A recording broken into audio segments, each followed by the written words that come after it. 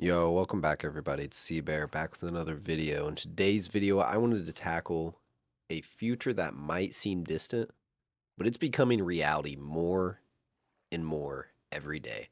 It's a world where you own nothing, but you're told that you will be happy. I'm sure you guys have heard this from the World Economic Reform. Their famous quote is, "You'll own nothing and you'll be happy." And this is a world that is dominated by subscriptions, big corporations. So let's get right into it and explore what this could all mean for us. So, subscription models are everywhere, from movies to cars to appliances.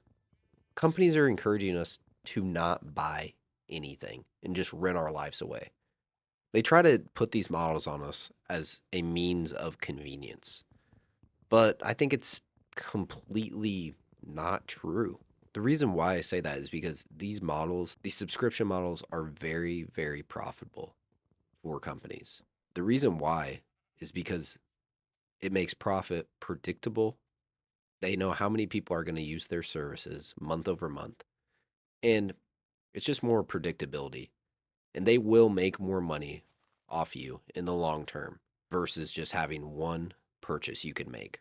And it's crazy because it's everywhere in our lives. Software, every piece of software is subscription based now. When it used to be, you could buy Adobe for I think like 360 bucks, but now it's a monthly fee. And these subscription models aren't good because you're just becoming a slave to the product, essentially is what's happening. And you actually have no ownership of the things you are using. Like, for example, Spotify, Apple Music, you own none of that music. You have the rights to none of that music, but you still are paying for it, which is just insane because they could take it away at any time and you couldn't do anything about it because you don't own it. And, over the long run, you can think like, oh, it's only 10 bucks a month if I bought every song. Think how much that'd be. But if you keep these subscriptions till you're like 60, they are going to make their money off you. You are not going to listen to that many songs. As you get older, you're probably just going to keep listening to the same songs over and over and over. So they will make lots and lots of money off you, and you will never have any physical piece of media.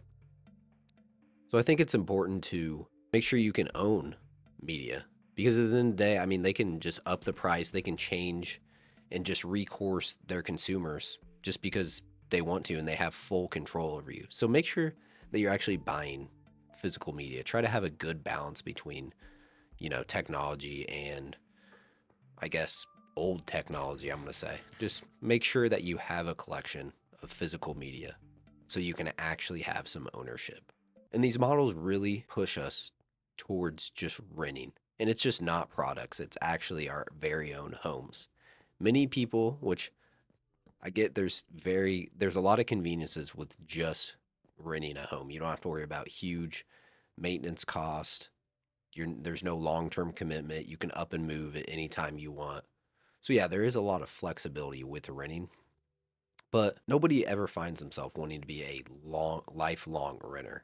And it's not by choice but necessity. And with the recent price hikes and stagnant wages, it seems almost impossible to own a home.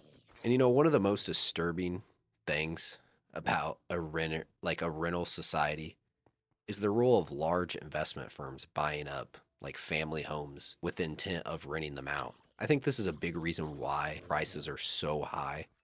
And I don't know, I feel like it's not right for these firms to be able to purchase so many family homes and create a housing crisis because they're able to just, throw 15-20% above market at these homes and it doesn't do anything for them. They'll just make it back with appreciation. And it's just making it hard for families to actually own a home and they just want to make everybody a renter.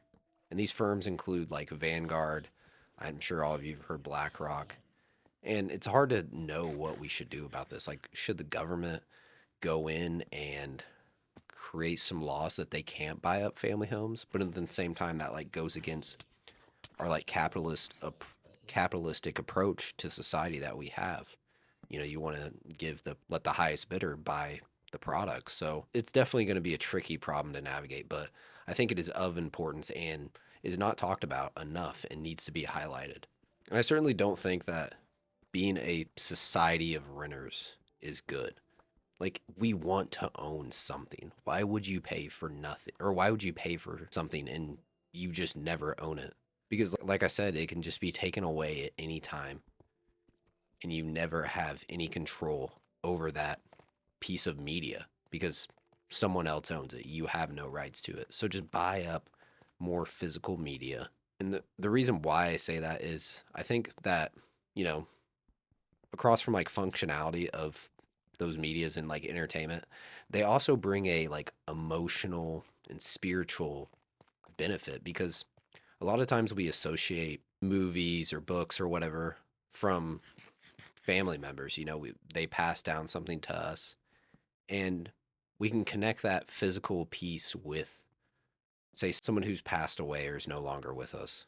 And it just maintains like a piece of culture and personal history and just connections between someone. So I think the reason why we hold a lot of value to certain like physical things is because it reminds us of someone.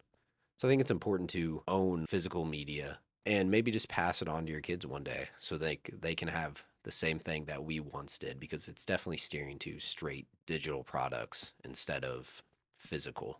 Again, try to own physical media. Try to not be a renter of society. And I'm going to be honest, like, I have no fix for that. The only thing I can think of is that the government creates regulations for these big firms not to be able to buy family homes. But other than that, just try to have physical media.